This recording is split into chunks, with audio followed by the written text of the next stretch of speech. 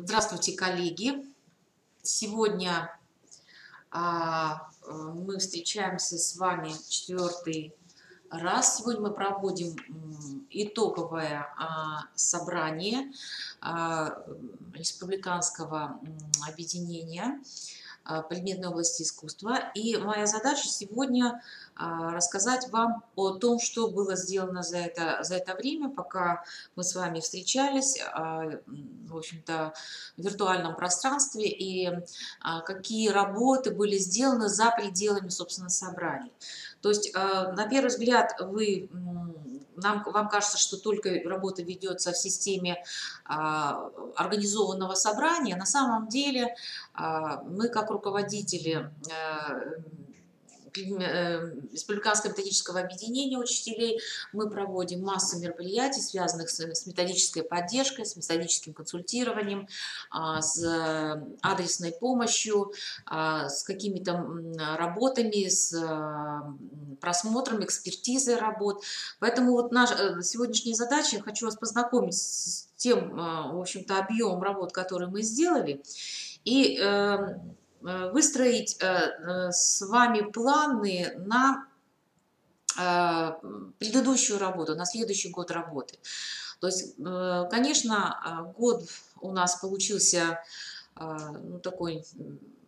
На первый взгляд кажется, что мы ничего не сделали. То есть, провели мы 4 основных собрания. Это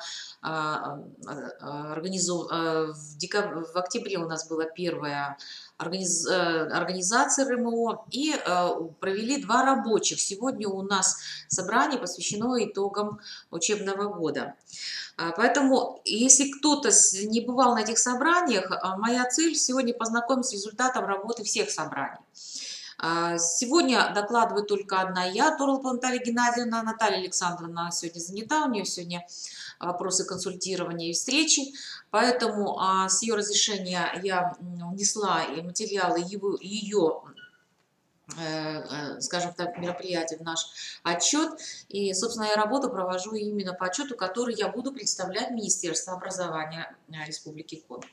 Ну, первое, что я должна вам сказать, это о том, что в рамках организационного собрания были обозначены руководители Республиканского методического объединения, которыми являются я, ваш покорный слуга, и Чичкарева Наталья Александровна, преподаватель ГПУ СГПК имени Куратова.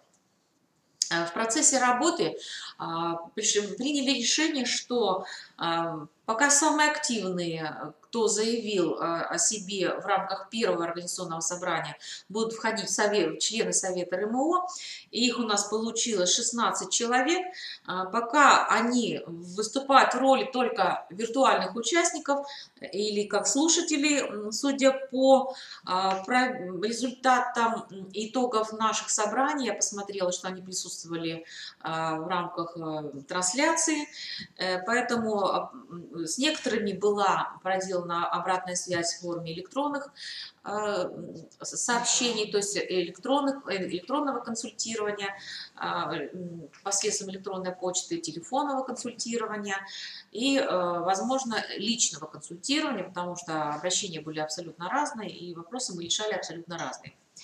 К членам Совета РМО я обязательно их озвучиваю для того, чтобы, мало ли, может быть, у кого-то знаете, и вы можете выходить со своими личными предложениями на этих учителей, на этих педагогов, для того, чтобы они могли передавать обратную связь, потому что вот 4-е собрание провожу, обратная связь, не такая она активная. То есть, я не знаю, то ли вы не понимаете механизма взаимодействия с нами, то ли вы боитесь лишний раз высказать свою точку зрения, то ли у вас не совсем хватает компетентности выполнить комментарий.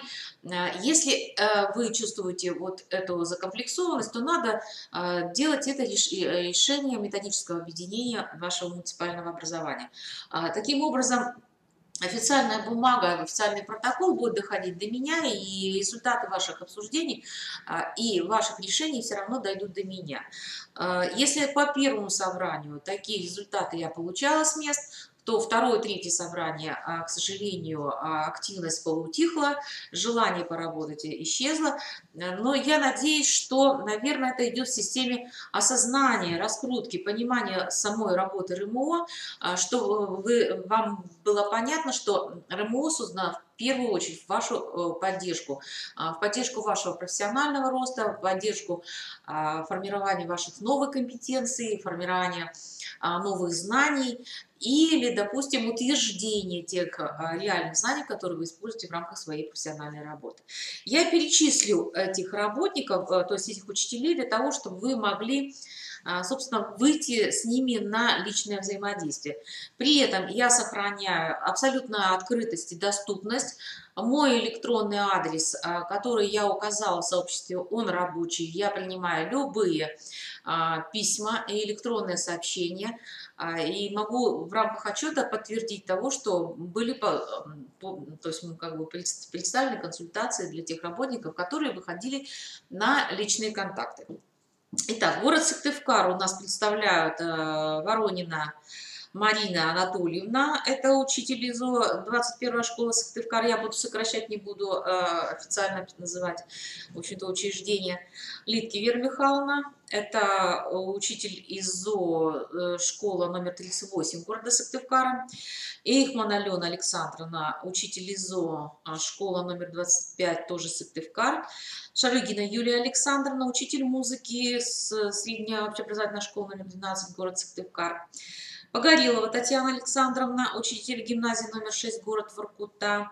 Видела, принимает участие Татьяна Александровна в собраниях, пока только отклика нет. Тарасенко Ольга Владимировна, учитель ИЗО, Шевиурская, Сошизмский район. Спасибо, Ольга Владимировна, потому что тот материал, который мы с вами обсуждали в рамках аттестационного портфолио и в социальной сети, я опубликовала, и наши с вами индивидуальные консультации стали доступными для ознакомления всех учителей Республики Коми. Дмитраш Оксана Анатольевна, учитель музыки гимназии номер 2, город Тента. Я знаю, Оксана Анатольевна, что вы очень активно работаете с сетевыми конкурсами. Хотелось бы от вас получить очередной отклик по поводу того, что каких вы сегодня принимаете участие в конкурсах вместе с детьми и насколько результативна эта работа у вас на месте. Савицкая Ольга Григорьевна, учитель музыки, гимназия номер 2, город Инта. Плоскова Елена Анатольевна, село Летка, Прилузский район. Спасибо, вы тоже очень активны принимаете участие в наших собраниях. И мне очень приятно видеть ваши фамилии, когда я проверяю списки участников наших вебинаров. Можикова Наталья Федоровна, учитель ИЗО, села Нушель, Прилузский район. Маргелова Светлана Михайловна, к сожалению, близлежащий район, но Светлана Михайловна никак о себе еще не дала знать, хотя, в принципе, Вильгард не находится так далеко от Сыктывкара, как другие районы, как Ижма, и как Усть-Сыльма и так далее. Майброва Светлана Владиславовна, тоже ждем отклика, это Визинго-Сысольский район. Я знаю, что у вас очень неплохой метод объединения, это все выпускники колледжа, у вас есть общее понимание вопроса, я думаю, что вы можете выйти с предложениями для республиканского метода объединения город Сыктывкар, значит, находящийся в Сыктывкаре. Юдина Ирина Левкатовна, есть, ну, пока на уровне электронных сообщений есть некая связь. Учитель ИЗО, Троицко-Печорский район, школа номер 1, скажу так, что Ирина Левкатовна вдвойне приятно в том плане, что вы очень активный педагог, и я надеюсь, что вы поднимете вот эту область, предметную область искусства, хотя для вас она не является основной, тем не менее ваша инициатива, ваша молодость должна, в общем-то, сдвинуть с мертвой точки место в этом Троицко-Печорском районе. Юлия Борисовна Рамхина. Ну, с Юлией Борисовной мы всегда общаемся по телефону, и основные вопросы и обсуждения у нас выходят за рамки рабочего времени. Вот, поэтому предложения поступают. Я понимаю всю вашу занятость, но тем не менее я очередной раз говорю о том, что сдвинуть с мертвой точки наши методические проблемы мы можем только сами, если будем, собственно, ну пусть хоть раз-два раза, но как-то выходить на РМО со своими наработками, идеями, проектами и материалами, которые хотелось бы распространить, транслировать и показать, чтобы мы видели, что у нас есть интересные, хорошие результаты, есть что показать России, и что нам не стыдно эти материалы показывать. Тем более у Юлии Борисовны есть масса предложений. Я думаю, что она эти предложения должна все-таки написать, и мы их должны озвучить. Тиранова Татьяна Александровна, учитель музыки Усть-Цилимская СОЖ, Усть-Цилимский район. Тоже хочу поблагодарить вас за активность, потому что вы начинаете привлекать к организации собраний уже весь коллектив, все методобъединение. И Усть-Цилимский район в рамках проведения собраний на сегодняшний день это самая активная группа, кроме городов. То есть 5 человек принимают участие в наших РМО. Это очень приятно. Белозерская Светлана Альбертовна, это Ухта, УТЛ имени Рассохина. Но пока вот только вот ситуация виртуальности, я, в общем-то, о вас знаю. Значит, что я должна вам сказать? Что официально в рамках РМО зарегистрировано 41 человек. Вот. Из них у нас было проведено 3 рабочих совещания. Значит, первое было в октябре, второе было в феврале и третье было в апреле, сегодня 4 в июне. В Иркуте в основном принимаю достаточно активное внимание, то есть 2 человека активно точно есть, и мне очень приятно, что в Иркута принимают участие с точки зрения управления, то есть есть представитель управления образования, поэтому это или дома учителя, это очень приятно.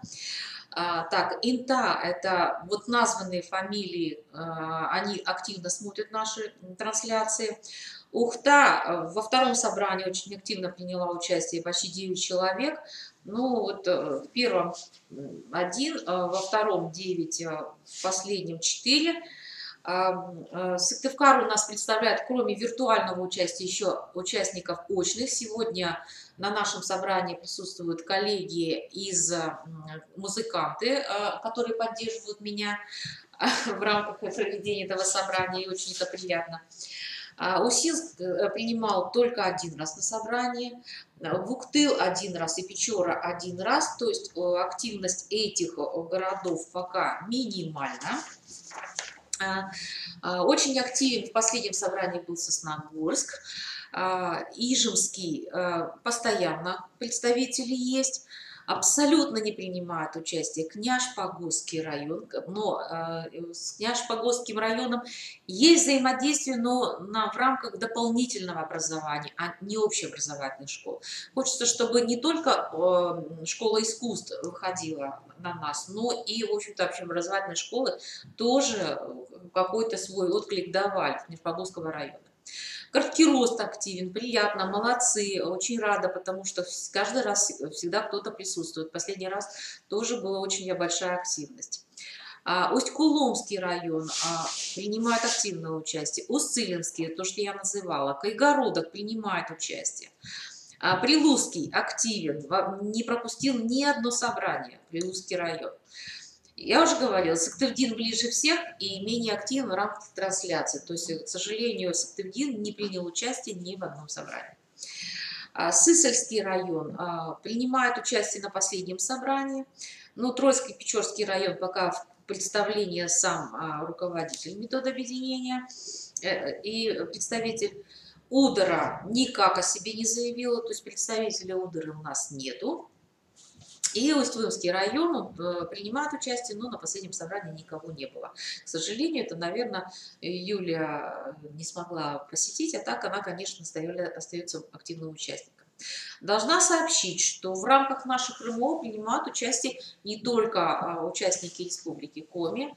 Во втором собрании принимал представитель со Свердловской области, во втором собрании с Курской области. И я думаю, что, наверное, вопросы, которые мы здесь поднимаем, они вопросы для межрегионального характера очень полезны. Поэтому, значит, очень рада, что у нас появляются представители других областей, которые помогут нам, в общем-то, решать наши планы и наши задачи. Теперь, собственно, о тех вопросах, которые мы с вами рассматривали в рамках наших собраний. На первом собрании у нас это было установочное собрание. Мы приняли с вами основы организации деятельности Республиканского методического объединения учителей предметной области искусства, обсудили положение предметной области искусства, утвердили первоначальный список участников и совета РМО и утвердили примерный план собраний предметной области искусства. В рамках этого собрания было обращение на проект концепции предметной области искусства. К сожалению, пока результатов обсуждения предметной области искусства на всероссийских и федеральных сайтах нет. И, собственно, комментировать эти изменения и наши предложения, которые мы высказываем по поводу проекта концепции, пока нет. Поэтому, скорее всего, этот вопрос останется у нас на рассмотрении в следующем году, потому что изменилась сейчас ситуация, у нас вновь вступил в президентство Владимир Владимирович Путин, и я думаю, что правительство все-таки придет к решению принятия этих концепций, и нам придется их взять на вооружение в рамках нашей работы и выстраивать работы РМО в рамках реализации компонентов концепции предметной области искусства. Это разговор на перспективы. В феврале наше собрание было посвящено уроку предметной области искусства. И очень было приятно, что в рамках этого собрания мы смогли предоставить опыт наших учителей. В рамках собрания было сообщение Нырковой Светланы Анатольевны, которая комментировала вопросы аттестации.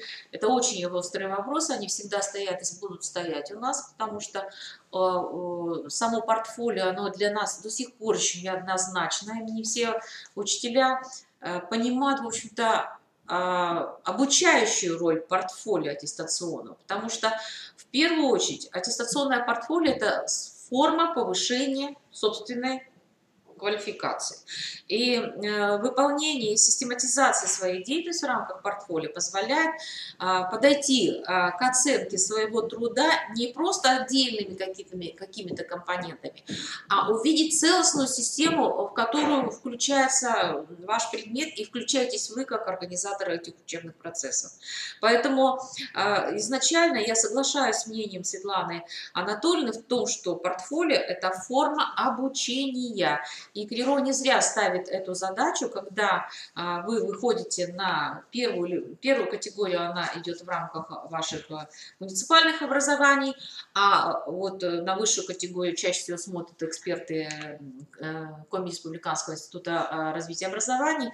И если к вам поступает предложение поправить портфолио, дополнить и изменить, это фактор роста, точки роста вашего, который вы можете изменить, учитывая вот эти проблемные зоны в следующем этапе, межаттестационном этапе подготовки к следующей аттестации.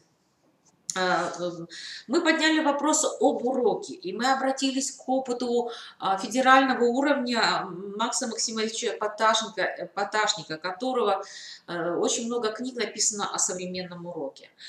И на сегодняшний день нам тоже хочется еще раз обратить ваше внимание, просмотреть материалы этого педагога, потому что он рассматривает именно системность урока ФГОС, в чем его особенности именно в контексте современных требований. Да, здесь мы сталкиваемся с позицией непринятием некоторых подходов администрации, но вы не забывайте, администрация, она формализирует процессы, и она должна, по идее, упрощать вам и систематизировать саму систему проведения уроков. А вот качество, методическую ценность урока – это ваша задача. И если вы не будете в рамках этого совершенствовать процессы своих уроков, то у вас останется на уровне тех формальных технологических карт, которые, собственно, требует администрация. Поэтому в рамках решения этого собрания мы все-таки предполагаем, что мы будем подходить к просмотру конспектов, то есть уроков в рамках конспектного сценария. Делается это не для того, чтобы вы это делали под отчет, а для того, чтобы вы могли увидеть максимальный результат улучшения своей работы, увидеть системность этого документа, увидеть особенности его подачи с точки зрения методического творчества. И наша задача не идти вразрез с требованиями администрации, а как раз с точки зрения повышения вашей квалификации в рамках проведения методики. Поэтому, в общем-то, решением того собрания было проведение методического конкурса. Я думаю, что как раз в протоколе мы это написали. Все протоколы собраний я опубликую на следующей неделе в рамках сообщества. Их можно будет прочитать и просмотреть решения, то есть вы все-таки еще раз можете к ним вернуться и согласиться, не согласиться с этими решениями, то есть поддержать нас или не поддержать, то есть я буду все-таки ждать от вас обратной связи, когда я опубликую протоколы. Так вот, в протоколе второго собрания я написала об организации методического конкурса. Такие конкурсы в регионах уже проводятся. Они проводятся для того, чтобы выявить наилучший опыт проведения и организации уроков изобразительного искусства и музыки. То есть я думаю, что это будет для вас очень актуально. Это будет заочный конкурс, скорее всего, и он будет работать только в системе документа. То есть принимать участие, давать урок здесь не нужно будет. А вот сформировать для себя публицистическую компетентность, то есть умение составить документ, систематизировать, логически его выстроить, правильно поставить вопросы целеполагания, вопросы формулирования задач, определение, как эти задачи решаются в ходе и в содержании урока, рассмотреть какие-то формы приемов и ГОСовских каких-то приемов. Я так думаю, что мы, наверное, такой конкурс на следующий год постараемся организовать и провести. С таким предложением мы выходим к руководству КРИРО и выходим к руководству Министерства образования, науки и молодежной политики Республики Коми. То есть вот это предложение звучит для того, чтобы мы могли определить вот это методическое пространство. При этом этот методический опыт, лучшие уроки в плане конспекта занятия и, может быть, визуализация в форме презентации будут опубликованы в сообществе. То есть лучший опыт всяко можно будет просмотреть, оценить. И, собственно, сам этот конкурс, скорее всего, будет организован в рамках вот именно виртуального нашего сообщества. Я думаю, что вы меня поддержите с этой идеей, потому что чаще всего только через практику мы можем определить, в каких позициях мы с вами согласны, в каких позициях мы не согласны. Способы экспертной оценки по регионам, а я смотрела экспертную оценку таких конспектов уроков наших соседей, проводимый конкурс не Архангельской области, а выше у нас, Нарьян-Мар, где находится, да, они проводили региональный такой конкурс конспектов уроков. У них есть свои критерии, но мы, я думаю, что сообществом тоже определим, по каким критериям мы будем оценивать эти материалы. И думаю, что мы, наверное, получим благодаря вот этому конкурсу тот опыт, который, в общем-то, с которым не стыдно будет поделиться. И поэтому, конечно, для подготовки этого конспекта мы это анонсируем. Поэтому вы должны уже задуматься о том, что раз такой конкурс мы планируем, значит, уже сегодня необходимо начинать такие материалы готовить. Еще один момент по этому поводу, чтобы в конспектах уроков не было неких таких повторов, плагиатов, вы друг друга перекопируете эти материалы. Найдите урок, который, в общем-то, ни разу никто не показывал и не транслировал. Да? То есть это будет неким инновационным вариантом. Очень актуальные уроки, связанные с региональным материалом, то есть этнокультурного содержания. Но, пожалуйста, не только на уровне 5 класса. Меня интересуют уроки 8, 9, 7 класс с региональным компонентом, который, к сожалению, мало кто каким-то образом реализует. То есть все останавливаются на уровне росписи, каких-то варежек и на уровне начальной школы. То есть мы сейчас живем уже, у нас ФГОС реализуется в старшей школе. Это уже проектная деятельность. То есть, возможно, какие-то проекты в рамках национально-регионального компонента этнокультурного содержания. Поэтому, пожалуйста, еще раз обращаюсь вас к моим методическим рекомендациям. Там есть предложения, которые можно взять на вооружение. Откройте мою методичку по концепции и найдите главу, где я рассматриваю вопросы этнокультурного содержания. Там у меня есть предложение, как можно реализовать эту тему.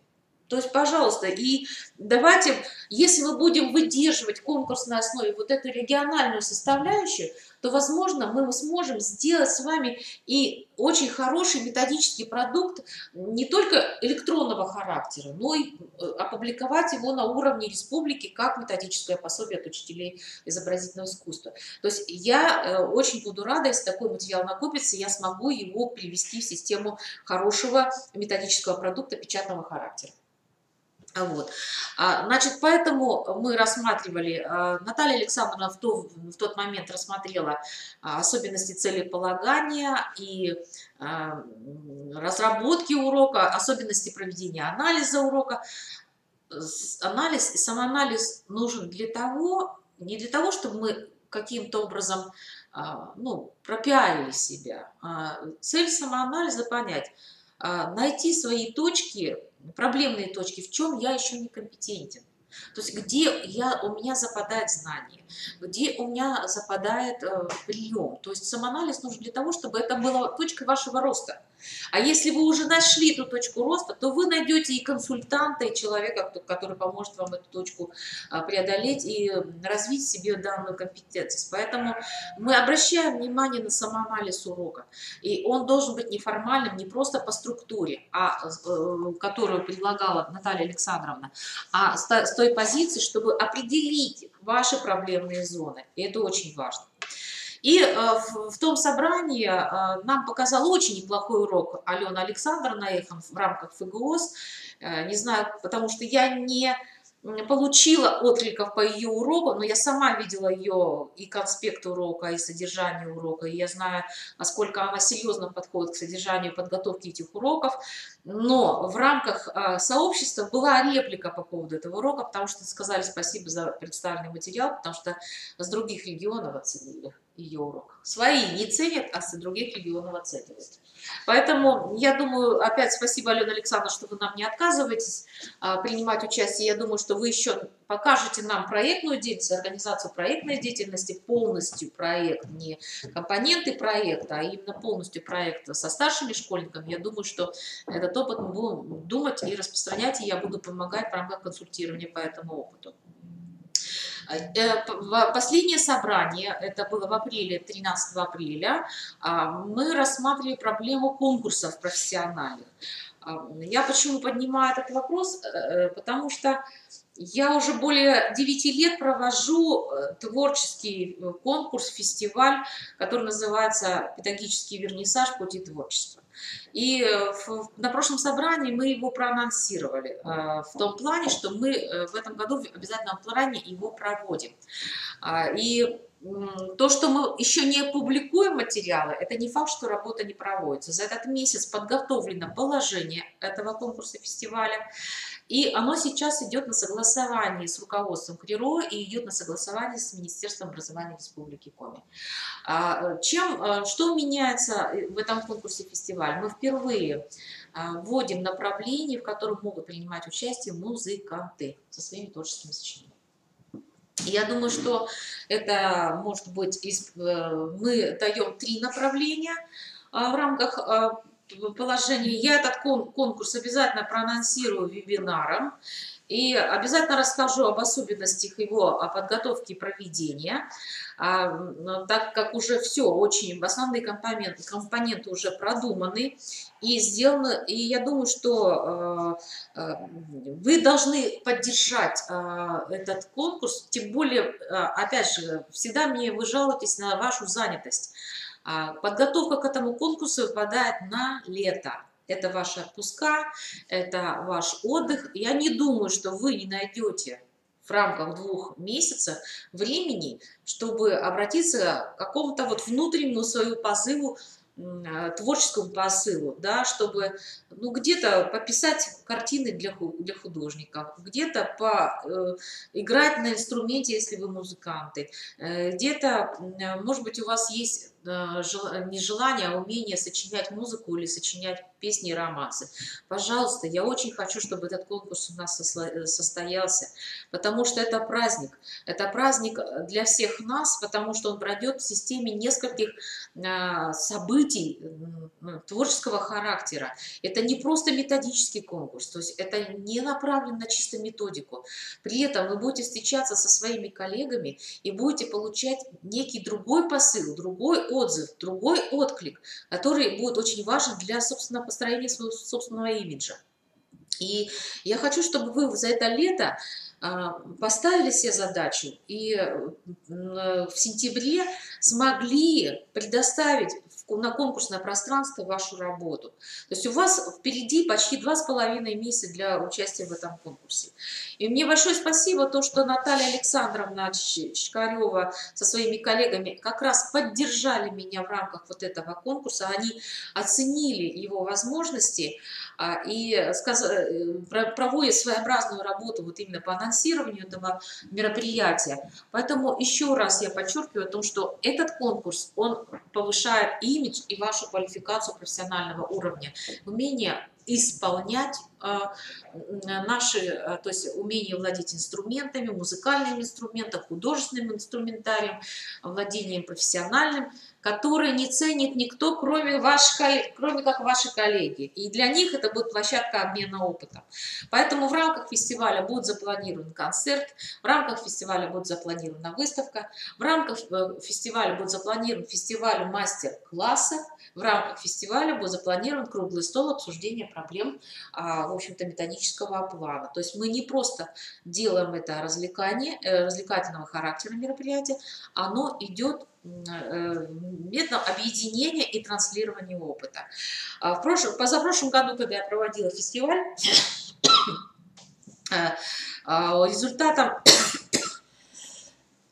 результатом проведения у меня получилось методическое пособие мастер-класс в творческих предметах. Это пособие готово к публикации. Оно сейчас просматривается, в общем-то, полиграфическим отделом на качество.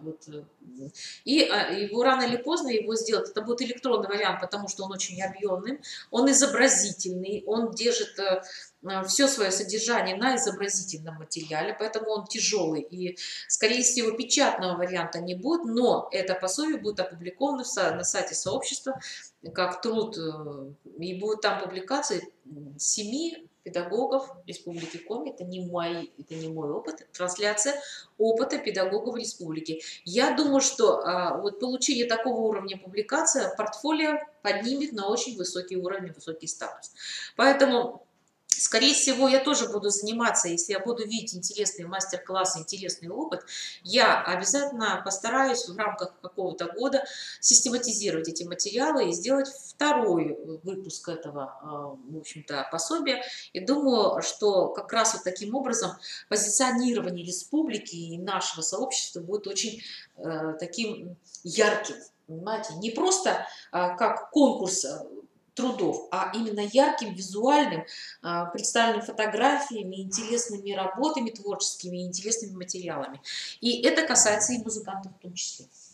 То есть фестиваль мастер-классов – это не только в области изобразительного искусства. Поэтому в рамках этого мероприятия были еще уроки. Значит, и Там я давала рекомендации о том, как, в общем-то, выстраивать систему участия в профессиональных конкурсах. Я думаю, что вы рекомендации возьмете во внимание и сможете лишний раз, ну, не бойтесь спрашивать. Самый главный момент, как мы говорим в работе с нашими детьми, это предмет развития, это умение общаться и создавать коммуникацию. То есть это касается того, что вы выходите на прямой контакт с консультантом и получаете грамотную профессиональную консультацию. Поэтому мы обсуждали эти конкурсы, и как раз в рамках конкурса есть решение о проведении методического конкурса. Я думаю, что в решениях в протоколах вы это увидите. Сразу говорю, что в рамках предметного сообщества как электронного у меня открыто 4 площадки обсуждения. 4 площадки. Уже только в этом году я открыла 4 площадки для обсуждения, для ваших решений, для ваших предложений. Это такие площадки, как рекомендации по формированию аттестационного портфолио педагога, это влияние конкурса на формирование профессиональных компетенций учителя, проектирование уроков в условиях ФГОС и обсуждение проекта концепции преподавания предметной области искусства. В любой из этих дискуссий вы можете принять участие. В любой дискуссии вы можете написать свой комментарий. Но еще раз я говорю, особенность работы заключается в том, что не надо сразу писать, просто напишите на листочке отдельно, правильно его проверьте, а потом только опубликуйте. Поэтому, пожалуйста, выходите на площадки, читайте, досказывайте, давайте нам советы, давайте нам точки оттолкновения, которые нам позволяют планировать работу республиканского методического объединения. Ну и, собственно, о мероприятиях. Вот я вам сказала очень много, да, таких, это то, что было обсуждение в рамках собрания. Но помимо собрания, что мы сделали за этот год, то есть это начиная с октября, заканчивая, собственно, июнем. Во-первых, было опубликовано около 12 методических материалов в методическую копилку. Причем материалы эти были и в рамках собраний, и в рамках в общем-то, рекомендаций в сообществе. То есть надо обязательно заходить в дискуссию и заходить в методическую копилку. Если я готовлю собрание, то я материалы с педагогами готовлю, я публикую ваши конспекты для обсуждения. То есть это тоже публикация, это тоже обработка материалов. И вот таких материалов было сделано около 12. На первый взгляд, вроде как бы и незаметно.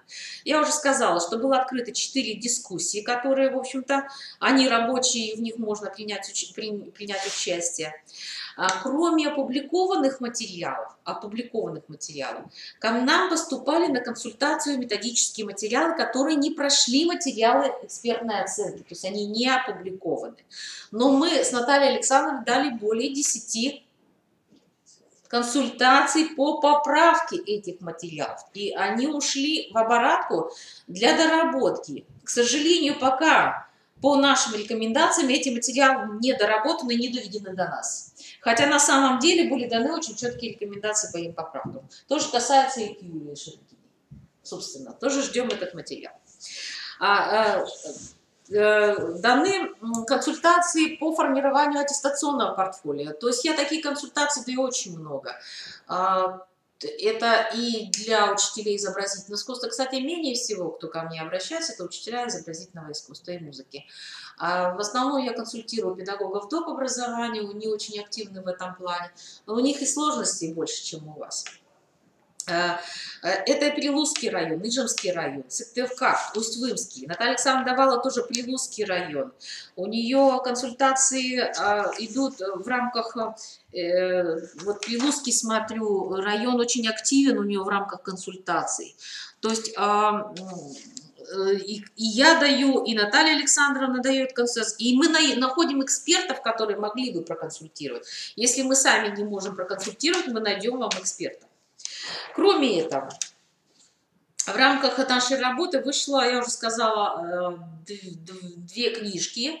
Одну книжку мы анонсировали и рекламировали на одном из собраний. Эта книга называется «Книга для родителей. Все о черном цвете». Книгу можно приобрести. Она, в общем-то, у нас в заявках, в заказах полиграфического отдела есть. И, скорее всего, на форум, на различные мероприятия будут печатные варианты, когда можно будет эту книгу приобрести.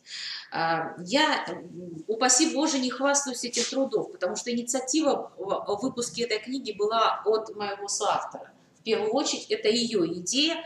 Я говорю всем вам, что если у вас есть такие идеи, то вы можете опубликовать свои методические материалы.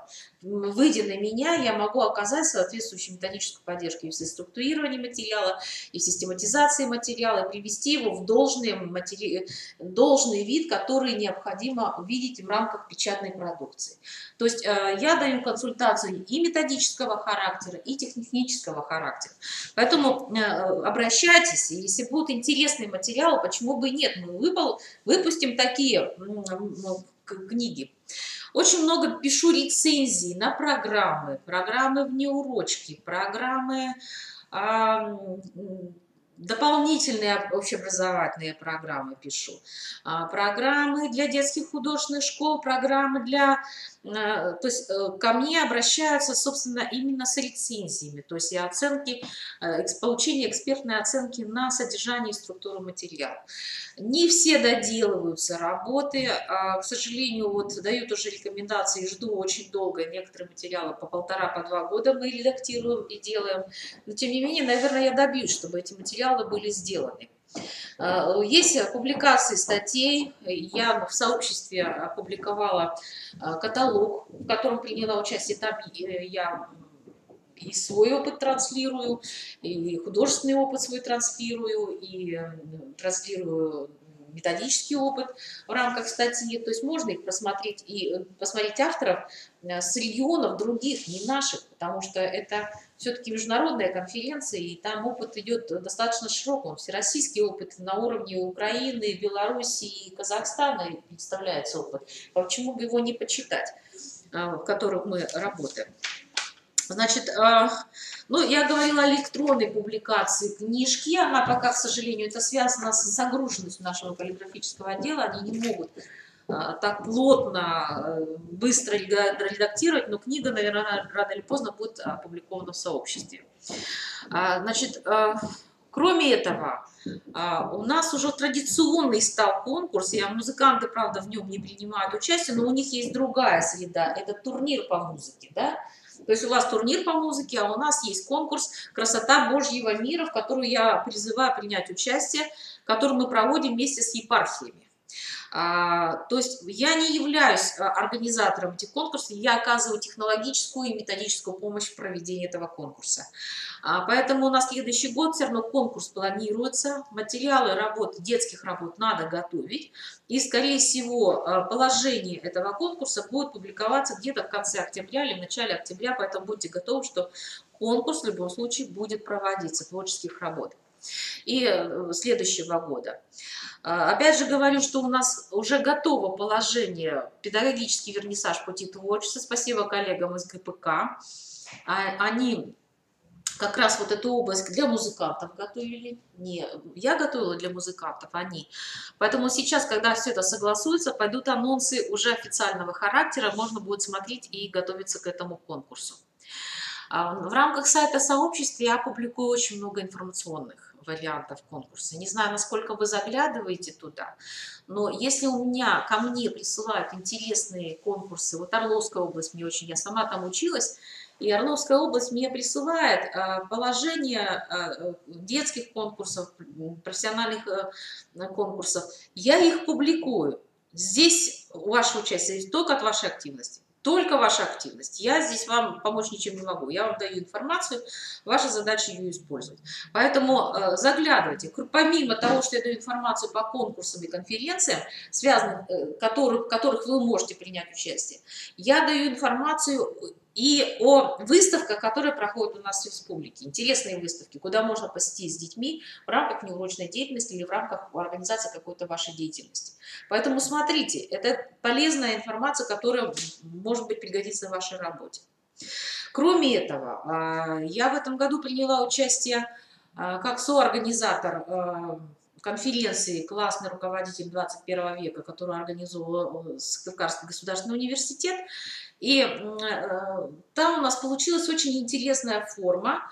Это виртуальная лекция, которую вы можете использовать, опять же, в рамках организации работы со своими детьми, где я, в общем-то, разговаривала о выставке Александра Куликова в записи. То есть ее можно использовать, это готовый методический материал. И мало ли, может быть, он вам пригодится. То есть такая работа, она сделана, она представлена в рамках нашего сообщества и является методическим подспорьем вашей работы. Кроме этого, у меня состоялась встреча с родителями детского сада 112, это «Орбита», в котором я, в общем-то, я очень остро поднимаю вопросы детского творчества в детском саду, потому что как специалист, видя работы, которые поступают на конкурсы от детских садов, у меня всегда волосы дыбом встают от того, как они подходят к рамках организации этих конкурсов. И, естественно, я уже не один раз выхожу на сообщество воспитателей детского сада, выхожу на родителей, где говорю о возможностях участия в различных конкурсах, но в том числе о конкурсе «Красота Божьего мира», ну и там ведь масса других конкурсов есть. Поэтому вот такие встречи у меня состоялись. И я знаю, что Наталья Александровна провела большую работу по организации, не только Наталья Александровна, но, наверное, весь коллектив отделения музыкального педколледжа по поводу проведения вот этого второго республиканского творческого турнира школьников по музыке. Да? То есть вот я думаю, что это очень большое крупное событие, о котором надо позиционировать, надо знать, что оно проводится, и оно очень основательно готовится. Вот, поэтому как бы очень рада, что у коллег тоже есть своя стезя, не только моя стезя в области изобразительного искусства, но и музыкальная тоже идет. Кроме этого, была информация, я собирала методические материалы, вот я говорю о публикациях, которые были сделаны. Я готовила материалы вместе с преподавателями с мест по юбилею известного бальетмейстера Юлиуса Птипа. К сожалению, мало активность проявило у нас сообщество музыкантов в этом плане, но, тем не менее, 4 публикации мы сделали. Это по балетам Юлиуса Птипа, очень неплохие информационные презентации. Их можно увидеть в календаре событий на сайте ГО-ДПО «Калеро». Календарь событий 11 марта, юбилей Юлиуса Птипа. К сожалению, почему-то неделя музыки, материалы, которые мы тоже подготовили, были не опубликованы, но я узнаю, почему они не опубликованы, и, наверное, добьюсь, чтобы эти публикации были именно по неделе музыки, которая проводится 26-31 марта. Если у вас, дорогие коллеги, есть интересные материалы в рамках различных юбилейных событий, или в рамках, допустим, вот недели музыки, которая ежегодно проводится 26-31 марта, пожалуйста, вы присылайте, мы их поместим, мы их проверим, мы их проэкспертируем, и это будет публикация в рамках календаря событий. Это будет для вас, собственно, подспорье, и таким образом вы тоже протранслируете свой опыт. Поэтому, пожалуйста, используйте эту площадку для просмотра материала и для экспертирования материала. Тем более, те материалы, которые ко мне поступали, я опять же работала с этими педагогами в плане подачи, технической подачи и методической подачи материалов. Мы дорабатывали эти материалы, чтобы они были качественные, чтобы не стыдно было их выставлять в сети интернет. То есть те материалы, которые мне приходят, там дается хороший опыт представления этих материалов. Увидев, как представляется этот материал, в следующий раз вы будете делать то же самое, как грамотно. То есть вы будете знать, что вот так нужно делать. Это значит, образцы, это будут являться вам образцами. Поэтому используйте такую площадку консультирования и экспертной работы. Совсем недавно, 29 мая, я провела виртуальный вебинар. Называется он «Проектирование программ неурочной деятельности предметной области искусства». Этот видео-вебинар вы можете увидеть, потому что я, в общем-то, там говорила о программном документе, о внеурочке. Многие из учителей музыки и изобразительного искусства ведут внеурочку и формируют и проектируют программы, которые сейчас востребованы и которые требуют у вас, в общем-то, администрация. Если вам там, просмотрев этот вебинар, будут какие-то вопросы, я буду очень рада если эти вопросы к нам поступят. И я буду знать, что я там не договорила и что я там неправильно сказала. Да? То есть вот получить обратную связь в этом контексте. Вот это, в общем-то, мероприятия, которые были за пределами собрания. То есть хочется вам сказать, что материал достаточно какой? Объемный. Проводится очень много консультативной, очень много экспертной работы, тем более мы являемся экспертами многих профессиональных конкурсов, такие как ПНПО, Инноватика, сайты, ИКТ-материалы, мы все эти экспертируем материалы, и поэтому мы можем дать рекомендации по любому из направлений, но в области изобразительного искусства и музыки. Поэтому принимать участие можете и в других конкурсах, но получив хорошую конкретную консультацию от нас, как от методистов такого плана. Теперь, собственно, с какими проблемами я столкнулась в рамках работы по РМО, я хочу их озвучить. Согласитесь вы со мной или не согласитесь, это на ваше усмотрение, но это, собственно, касается и вас в первую очередь, и, наверное, нас как методистов, и нас как разработчиков, потому что это вопросы достаточно острые. Первое, что я увидела, что очень мало очных курсов повышения квалификации с направлением предметной специализации для учителей предметной области искусства. Где-то на стороне они готовятся, вот вы говорили, там синтезаторы нас учили, еще где-то, но вот такого систематичного проведения этих курсов их нет. Да, потому что, видно, нет специалистов, которые могли вести, и вот таких курсов нет. Но их можно организовать, если пригласить специалистов. А опять-таки, чтобы их организовать, необходим что? Запрос с места. Вот на сегодняшний день с мест запросов нет никаких. Поэтому, если, допустим, проведение курсов повышения квалификации у нас, почему вот в последнее время, за последние 2 года курсы повышения квалификации учителей изобразительного искусства в очном плане не проводилось? Вы выбираете форму виртуального характера, потому что вы уже были на этих курсах, они вам уже не интересны, они не интересуют. И, естественно, запрос на эти курсы, он упал, нет востребованности.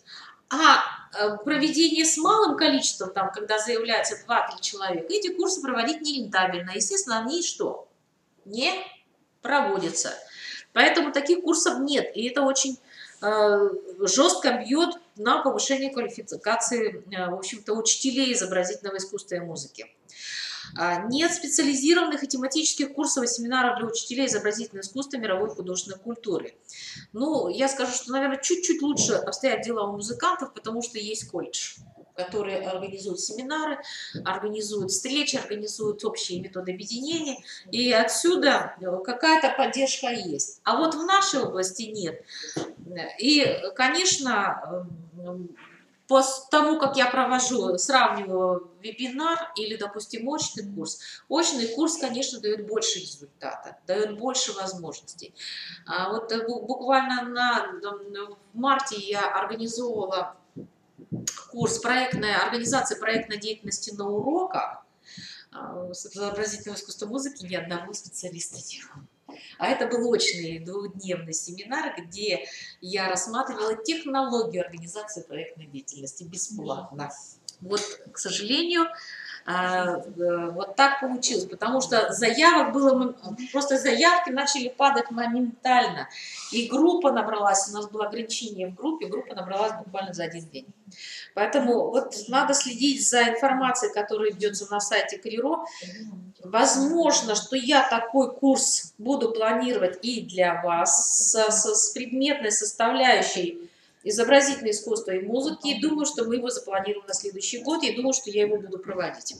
Потому что семинар был очень продуктивный, очень интересный, спорный. Много у нас было битв, но пришли очень хорошим конкретному результату.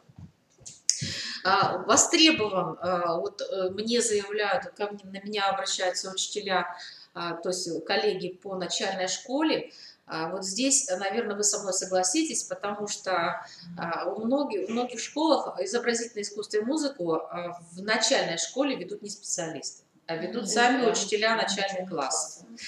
И готовность их брать детей без подготовки, а к предмету, этим предметам относятся как вспомогательным. То есть они не относятся к ним как к главным предметам, как вспомогательным. И, конечно, нужно поднимать вопросы, даже если вы не отдаете, то методики и технологии знать надо. И, возможно, просят именно подготовить, реализовать модули для них.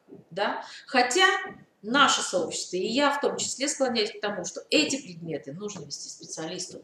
Если вы не умеете играть на музыкальном инструменте, не умеете петь и не умеете рисовать, не надо за это браться. Вот. Учителя предметов... Учителя предметной области искусства в районах РК, вот еще одна проблема, которую я увидела. Вот сейчас, разговаривая с коллегами с мест, честно, ребята, я очень ужаснулась этой ситуации, но я вам ее озвучу. Значит, я увидела, что учителя в районах в большей степени они не работают по предметной составляющей музыка и ЗО. И даже для них сейчас предмет музыка и ЗО становятся вспомогательными. То есть они ведут в параллели. Очень часто встречается математика, изобразительное искусство, биология, география, изобразительное искусство, музыка, изобразительное искусство. Очень часто встречается педагог-организатор и изобразительное искусство. Тьютор, пионер-вожатый, изобразительное искусство, музыка. Понимаете? То есть почему вот это происходит? Происходит от того, что упала резко нагрузка по этим направлениям работы. Очень упала нагрузка по программам, и упала нагрузка, в общем-то, нагруженности. Но здесь есть ресурс, в котором, собственно, очень много нужна будет работа с вашей стороны и, наверное, работать на администрацию. В чем она заключается? Заключается она в том, что в рамках ФГОС, Федерального государственного образовательного стандарта, реализация предметной области искусства не заканчивается только завершением предмета.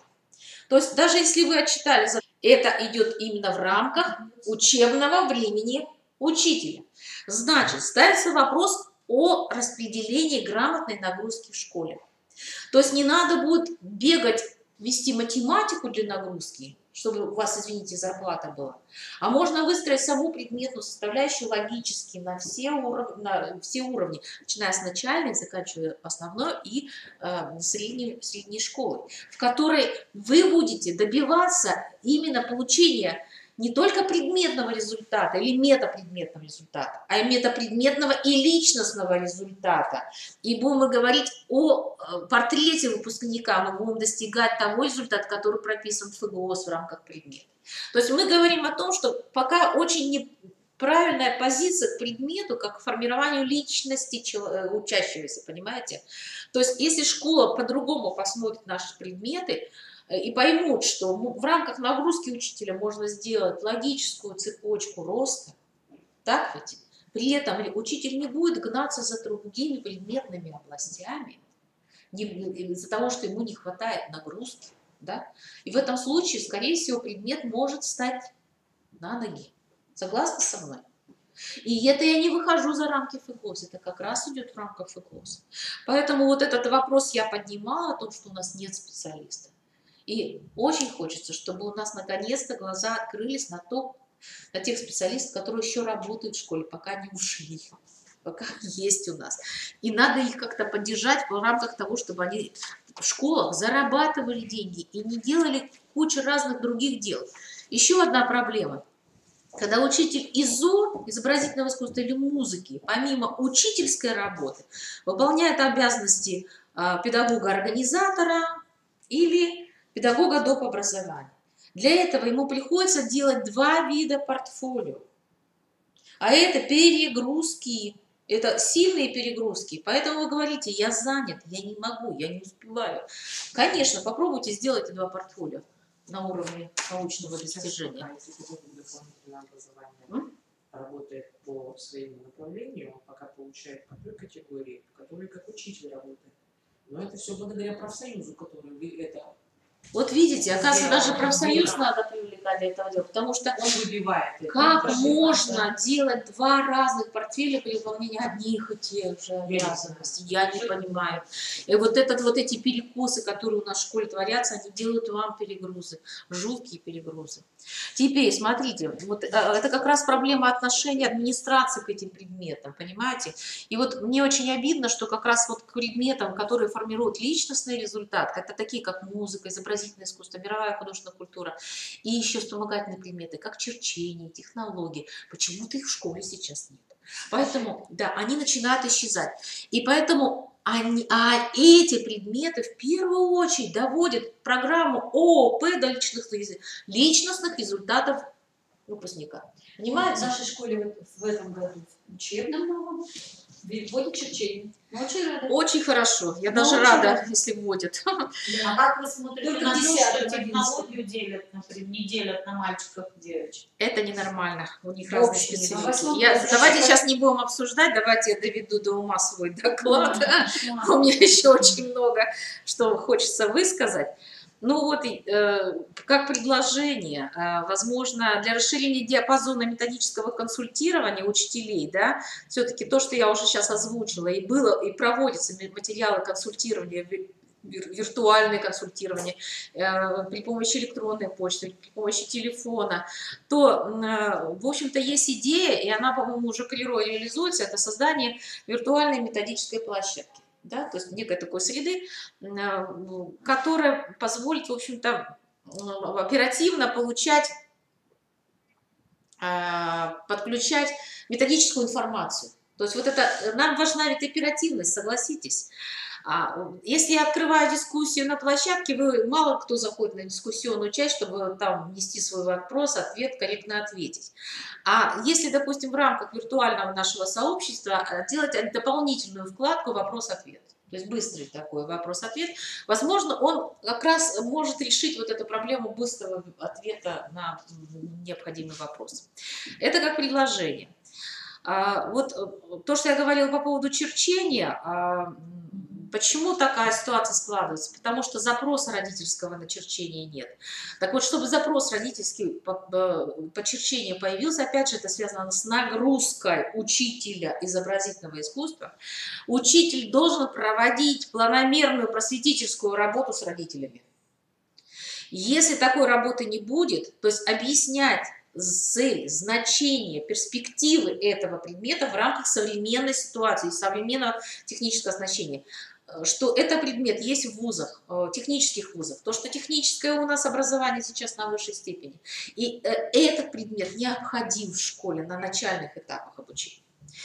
Поэтому, если будут проводиться такие просветительские беседы в рамках школы, на родительских собраниях, на педсоветах, еще где-то, это активность только ваша. Коллеги, я могу только вас проконсультировать, а ваша активность – это выход на, собственно, трансляцию этого опыта, то есть на доклады, на форуме, можно в республиканском форуме выступить с этими вопросами. Поэтому это ваше выступление, ваша боль, если это будет, значит и будет решение по появлению этого предмета в школе. Следующее. То, что я вам сказала по поводу формирования нагрузки учителя, вот единое пространство, если школа увидит рациональность зерно по формированию вот этого комплекса, то я думаю, что учитель без нагрузки не останется, и у него как раз будет, как и должно, полный рабочий день, как требует администрация. Так ведь? И все будет в работе. Вот, наверное, как предложение РМО может прозвучать такое, как представление возможностей очного повышения квалификации в области профессиональных художественно-музыкальных технологий. Это выход на администрацию. Опять же, когда я об этом говорю, очных курсах, мне учителя говорят, мы не можем, нас не отпускает администрация, у нас уроки, у нас электронная школа, у нас ТРП, всяких куча препонов. Я могу вам сказать таким образом. Собственно, площадка электронной школы, она формируется и закладывается в ней основа учебного процесса. Туда вкладываются учебные занятия, воспитательная работа, воспитательные мероприятия, внеурочка, оно все туда закладывается. Вот если грамотно администрация будет подходить к системе формирования пространства электронной школы, то в них можно будет заложить в рамках каникулярных и активных дней мероприятия повышения квалификации для вас, учителей. Изначально, если такие будут окна в рамках, у вас не будет лететь ни процесс учебный, вы не будете от этого страдать, ни школа не будет страдать, и это будет заложено в системе работы школы. Я думаю, что это очень интересное предложение, и его надо обсуждать в рамках ваших методических сообществ. Потому что как раз это даст вам возможность принимать в республиканских мероприятиях повышения квалификации, в республиканских форумах, в республиканских конференциях, где, собственно, и трансляция, и презентация опыта, необходимая для выполнения портфолио, идет. И очень важный вопрос, он прозвучал, собственно, с места, но я о нем уже давно думала, и, наверное, его надо провести, и мне нужна будет поддержка вас. Оно связано с мониторингом. Не пугайтесь этого слова. Для чего нужен мониторинг и что он из себя представляет? Дело в том, что о состоянии сообщества учителей изобразительного искусства и музыки мы очень субъективно пока судим. То есть у нас нету точных данных с мест, какой контингент учителей работает на местах в рамках нашей предметной области. То есть мы не знаем, какая картина на самом деле в республике состоит в рамках преподавания этих предметов в общеобразовательных школах республики.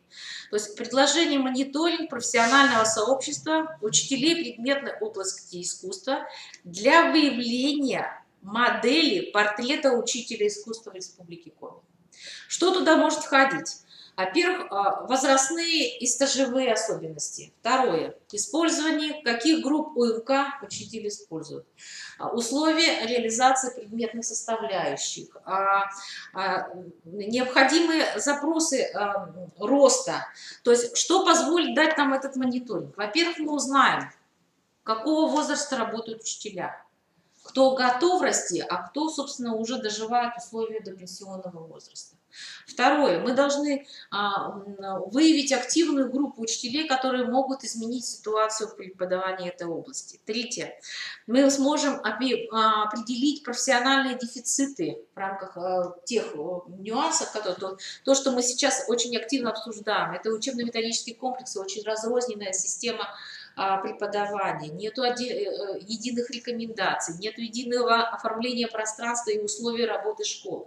Если мы это с вами промониторим на уровне республиканского мониторинга, у нас будут выявлены наши болевые точки. Собственно, я выхожу с этим предложением на Министерство образования, и у меня сформирован пакет предложений вот именно по этому вопросу. Поэтому вот я очень кратенько рассказала о проблемах, которые я выявила за этот год, благодаря нашим собраниям, нашему общению, нашим, в общем-то, взаимодействию. На первый взгляд, вроде бы, как бы это не звучало на поверхности этих собраний, но вот когда я сегодня делала вот этот такой короткий отчет, я поняла, что, оказывается, работы проделано очень много и есть перспективы работы республиканского методического объединения. Ну, какие еще острые вопросы, собственно, стоят? Как вот активизировать работу РМО? Мы с Натальей Александровной уже плачемся, такое ощущение, что мы вещаем только вдвоем, то есть никакой вот активности для участия в РМО нет. Но у нас есть предложение, если будут продуманы механизмы поощрения активного участия в рамках РМО через управление образования и через Министерство образования, я думаю, что активность возрастет в разы. Поэтому пока учителя у нас выступают только как потребители наших собраний, они активные участники обсуждений. Это связано с тем, что не определен характер взаимодействия и обратной связи с руководителями РМО. Есть только частные обращения учителей, но они получают и частную консультацию. На уровне организованного общения через официальные письма от Управления образования, решения ВМО, рекомендаций пока нет. То есть мы выступаем с тем, чтобы была проделана разработка механизмов и регламентов взаимодействия, форма отчетности и меры ответственности от муниципальных методических объединений и управления образования РК для стимулирования деятельности каждого члена РМО и ММО. Если такая система пойдет в работу, то у нас активность, наверное, поднимется, и вы поймете, что есть необходимость принимать участие в рамках наших собраний. Значит, такие, предложения для Министерства образования. Это определить зоны ответственности управления образованием Республики Коми перед Министерством образования для активизации участия в РМО представителей муниципальных методических объединений, продумать технологии и характер взаимодействия, формирование предложений, рекомендаций, участие в собраниях РМО, участие сообщества в Республиканском педагогическом форуме. А второе. Оказать поддержку в организации виртуальных методических консультаций. Наш пример есть на дискуссионной площадке сообщества. К этим консультациям приглашать специалистов, предоставлять обмен опытом с районом, то есть представлять опыт районов Республики Коми, муниципалитетов, не только наш сыктывкарский опыт, но и с мест мы должны иметь форму представления этого опыта в виде оплаты, поощрения и поддержки в аттестации. Привлечение в экспертную деятельность в сообществе и поощрение активности членов РМО, продумать механизмы, регламенты, формы стимулирования руководителей и активных членов РМО. Организовать республиканский мониторинг, социальный и профессиональный портрет учителя предметной области искусства, который я прокомментировала. И для этого мониторинга, я думаю, нам необходимо пригласить представитель научно-методического сообщества из университета, то есть это научная работа. Поэтому, естественно, чтобы провести этот мониторинг, нам нужны помощники и специалисты именно научного сообщества. Возможно, это могут быть и студенты, и магистранты вместе с руководителями, и, возможно, это работники КРИРОВ в лице меня, который тоже может заниматься этой научно-методической работой. Следующее, очень важный вопрос, который нам ставится и который нам надо каким-то образом решать. Это целенаправленный выбор учебно-методических комплексов для реализации на территории Республики Коми.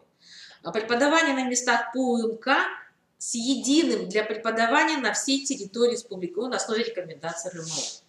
Для того, чтобы это сделать, необходимо провести анализ учебно-методических комплексов и зон музыка, рекомендованных в условиях ФГО с предметной области искусства, федеральным представлением, для выбора и составления методических рекомендаций на закупки и распространение определенных УМК по Республике Коми. То есть это позволит организовать единое методическое пространство для учителей музыки и для учителей изобразительного искусства. По-моему, этот вопрос уже поднимается второй или третий год в рамках нашего сообщества, и он должен все-таки каким-то образом решаться. Ну, собственно, я уже, наверное, буду завершать мое выступление. Очень много чего я вам сказала, но прежде чем я завершу наш разговор, я должна все-таки высказать предложение по организации работы на следующий год. То есть я выбрала такие направления. Мне надо, собственно, чтобы вы за них проголосовали, потому что в рамках года я смогу провести всего 4 мероприятия, а здесь у меня заявлено 8. Поэтому мне нужен очень четкий отбор по степени, то есть необходимости, какие темы, острые темы необходимо взять на вооружение для обсуждения в рамках СДО. Поэтому я их сейчас озвучиваю, в протоколе они будут представлены, их можно будет выбрать из протокола и в своих протоколах выбрать те темы, которые для вас актуальны на следующий год, чтобы мы их рассмотрели и с вас. И еще главное, в рамках этих тем, если у вас есть выступающие и есть желающие принять участие в РМО, пожалуйста, эти предложения высказывайте, потому что в рамках РМО можно принять участие, даже не выезжая в общем-то, с района, с своего места. Делается запись с выступлением, мы просто ее запускаем, и ваше выступление будет засчитано как очное выступление в рамках РМО. Поэтому не бойтесь того, что мы находимся с вами на очень дальних расстояниях. Все сейчас это возможно благодаря визуальным вот этим видеотрансляциям. Значит, я перечисляю, а потом вы посмотрите в рамках этого протоколов.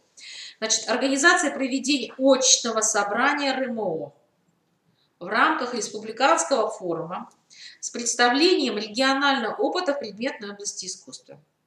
А что там может быть? Вопросы взаимодействия общеобразовательной школы и дополнительного образования детей, сетевые программы, организация внеурочной деятельности предметной области искусства и системы организации, то, что я сейчас вам озвучивала, да? В рамках реализации основной общеобразовательной программы образовательной организации в контексте достижения личностных результатов обучающихся.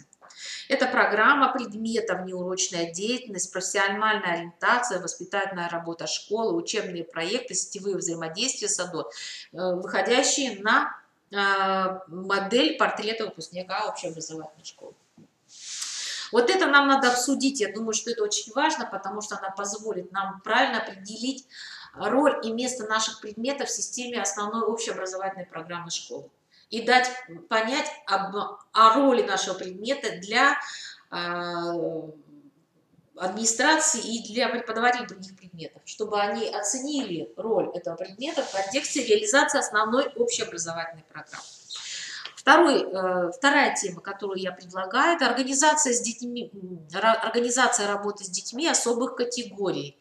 К особым категориям мы относим одаренных детей, ОВЗ, детей в трудных условиях проживания и другие группы. Я знаю, что сейчас очень стоит вопрос изменения программ, добавления программ в рамках вот этих особых категорий детей. Это и в портфолио у вас звучит, и в конкурсных материалах этот вопрос поднимается. Естественно, это вопросы, которые необходимо обсуждать и каким-то образом решать. Тем более, что мы изначально всегда ориентировались на одаренных детей. Согласны с этим? Но дело в том, что одаренность, она может проявляться и у детей с ОВЗ, как ни странно. Поэтому в области искусства мы не определяем степень одаренности, а степень желания и мотивации ребенка заниматься каким-то этим видом. И поэтому нам придется писать эти программы, придется их обсуждать и придется о них говорить. А может быть, у кого-то уже есть этот опыт. И нам бы очень хотелось, чтобы мы могли с этим опытом познакомиться. Поэтому мы здесь говорим о вот этих программах в условиях внеурочной деятельности в области предметной области искусства. И мы здесь должны говорить о сетевых программах с учреждениями дополнительного образования, и в том числе конкурсы, творческие проекты для обучающихся. Да? То есть вот тут такой достаточно широкий спектр, может быть, мы его разделим. У меня есть такое предложение для учителей изобразительного искусства и педагогов доп. Образования провести отдельное собрание, в котором мы можем, причем вот сейчас только у меня пришла мысль, что и музыкантам, возможно, тоже это подойдет, это оборудование для урока. Художественные материалы для учебных занятий и творчества с представителями, в общем-то, производства. То же самое, какие музыкальные инструменты и пособия можно рекомендовать для организации музыкальной деятельности на уроках школы. То есть прямо на производство выходить, чтобы представители производства могли нам предложить материалы и возможные способы и регламенты массовых закупок для школы, то есть чтобы они нам раскрыли механизмы вот этого взаимодействия, чтобы мы знали, каким образом можно, какую-то часть, может, родители бы оплатили, какая-то часть школы, какая-то часть вошла из бюджета школы и так далее. То есть вот эти механизмы взаимодействия для оснащения, грамотного оснащения наших учебных процессов. Да? Вот такое у меня предложение проведения собрания, думаю, что это будет интересно. И в рамках этого собрания, это сертификация материалов и оборудования, регламенты закупки материалов для класса школы, мастер-классы как форма трансляции, публикации педагогического опыта с этими материалами. Четвертое у меня предложение – это опыт реализации этнокультурного содержания в общеобразовательной школе. Но я говорила уже, да? Я уже озвучила о том, что это важно. Важная составляющая, что мы можем целый комплекс мероприятий по этнокультурному содержанию сделать. И с музыкой, и с изобразительным искусством. Насколько я знаю, дошкольники уже такое пособие сделали. У нас нету такого пособия для старших детей. То есть мы можем собрать этот материал, и тогда наш этот опыт будет транслироваться на уровне этнокультурного содержания других регионов. Но мы должны показать свой материал. Дальше, так как я планирую проведение педагогический вернисаж, и в рамках педагогического вернисажа круглый стол, то возможно, что круглый стол можно будет провести в режиме виртуального вебинара. Поэтому, опять же, тоже предложение для подведения итогов. И система профессиональных дефицитов мониторинг я уже озвучила как предложение Министерства образования, но подготовка, заявка, все равно вам придется отвечать. Я хочу, чтобы вы знали, что этот мониторинг нацелен на то, чтобы выявить наши профессиональные дефициты. И чтобы вы к этому мониторингу относились не так, как административные проволочки этого мониторинга, а серьезно для того, чтобы выявить само пространство, проблемное наше пространство, проблемные зоны республики и начать их, извините, закрывать. Поэтому, если у нас такой мониторинг пойдет, я хочу, чтобы вы его поддержали. Поэтому можно его где-то и обсудить, и решить тоже. Поэтому, как вариант собрания, предлагаю. Ну и еще просят такой вебинар с мест. Это составление контрольно-измерительных материалов по изобразительному искусству и музыке, организация проектной деятельности, обучающейся на уроках во внеурочной деятельности, использование проектных технологий и метода проектов на уроках и во внеурочной деятельности. Это такие технологии, то есть это отдельный компонент технологий. Возможно, это не будут собрания, возможно, это будет отдельные тематические вебинары, и если в них есть интерес, то мы будем включать как отдельная форма работы, а не как собрание РУМО. Ну, собственно, я, наверное, сказала все. Вот у меня получилось почти 1,5 часа вот диалога. И я думаю, что значит, я должна напомнить всем участникам сегодняшнего собрания о том, что я отчитывалась по году работы. И что год у нас завершается все-таки на позитивной ноте, потому что мы достигли каких-то промежуточных результатов, у нас началось что-то, может быть, сдвигаться, появились проблемные точки, проявились какие-то компоненты. В последний месяц зашевелилось сообщество, начали присылать конспекты, какие-то консультации стали появляться. Возможно, не все сразу, но все будет происходить. И я, конечно, хотела, если вот мои коллеги что-то хотят в дополнение моему рассказу сказать, есть желание? Или вы полностью со мной согласны? Согласны. Полностью. Вот они соглашаются с моими предложениями, сидят очень позитивно, воспринимают мой доклад. Я думаю, что вот этот позитив я хочу получить с мест. Я хочу, чтобы не мы только, Наталья Александровна, работали. Мне хочется, чтобы вы проявили свою активность и желание нам помочь и себе помочь. Вот. На этой ноте я сегодня завершаю наше итоговое собрание. И я жду от вас обратной связи и по участию в конкурсах, и по предложениям. Протоколы, еще раз я сказала, все протоколы и отчет будут опубликованы в сообществе. Вот, доведу их до ума, почищу, приведу в порядок. И, собственно, вы сможете с ними ознакомиться. И я жду именно протокольные варианты, то есть собираетесь ММО, обсуждаете какие-то предложения из моего отчета, из моих вариантов, мне отсылайте обратно, что вас устраивает, что вам подходит, что бы вы хотели увидеть и каким образом вы хотели бы принять в них участие. Большое спасибо, жду ваших предложений, жду ваших откликов. На этом наше собрание сегодня заканчивается. И я хочу вам пожелать, в общем-то, крепкого здоровья, хорошо отдохнуть летом, с новыми силами, набраться творческих каких-то потенций, потому что для меня лето это тоже творческий потенциал. Я очень много пишу сама, хожу работать, потому что я также являюсь активным участником педвернисажа, то есть я на своем собственном примере показываю, что можно в нем принимать участие. Поэтому я жду и таких рабочих предложений и творческих предложений. Я надеюсь, что у нас в этом году получится замечательное событие, педагогический вернисаж, пути творчества. И я жду встречи с вами. До новых встреч. Спасибо большое. До свидания.